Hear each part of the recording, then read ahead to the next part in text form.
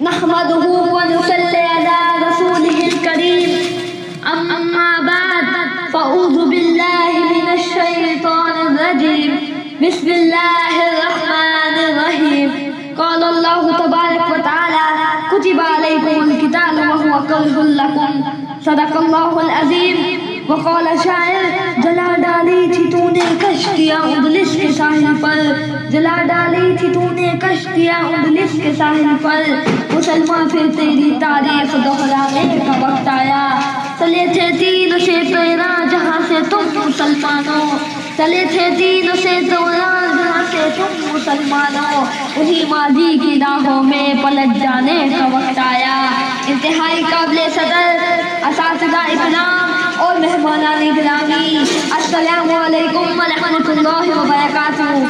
میری آج کی تقریر کا موضوع ہے ہمارا قبلہ اول فلسطین. جناب صدر مجھے سمجھ میں نہیں آ رہا کہ میں کہاں سے شروع کروں. کیا اس معصوم بچی کی چیخوں سے کہ جس کا سارا خاندان ایک ہی حملے میں شہید کر دیا گیا، یا میں بات کروں اس بستیوں کی کہ جنہوں منٹوں میں کھنڈر میں تبدیل کر دیا گیا، یا میں اس ماں کی ممتا کی جس کے سامنے اس کے لاڈلوں کو ذبح کر دیا گیا، یا اس باپ کی شفقت سے کہ جس کے سامنے اس کے بیٹوں کو ٹینکوں کے نیچے کچل دیا گیا. کہاں سے لاؤں وہ لوگ جو فلسطین پہ کیے جانے والے ظلم ستم پر تربیت اور انسانی حقوق کی وصیت بیان کروں. میرا دل خون کے آنسو روتا ہے، میرا دل خون کے آنسو روتا ہے.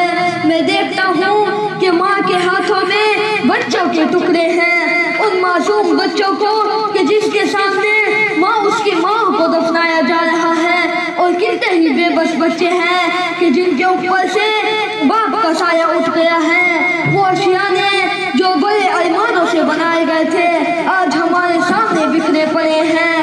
جناب صدر کیا اس ظلم و ستم کو بیان کروں جو فلسطینی بچوں پر ڈھائے جا رہے ہیں، اور ہم سبھی ایک ہی بستی کو تصویر بنے بیٹھے ہیں.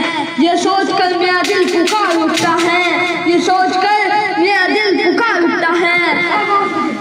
کہاں ہے وہ اسلامی حقوق کے علم انداز؟ کہاں ہے عرب؟ کہاں ہے سور؟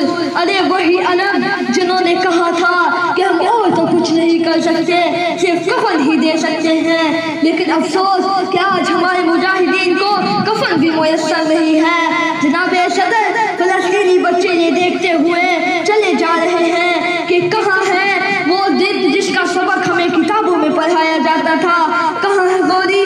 کہاں ہے فاتح؟ کہاں ہے محمد بن قاسم؟ کہاں ہے غزنوی؟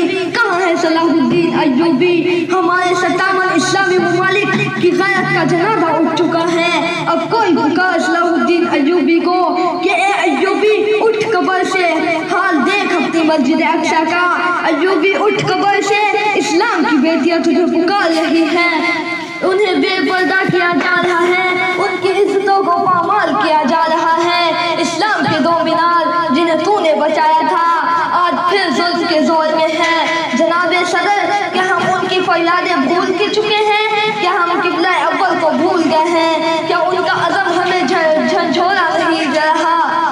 کیا ہم ان کے حوصلوں کو بھول سکتے ہیں؟ کیا ہم نے اپنے دلوں کو اتنا سخت کر دیا ہے؟ جناب صدر اب مزید میں کچھ نہیں کہہ سکتا اور نہ ہی میں کچھ کہنا چاہوں گا.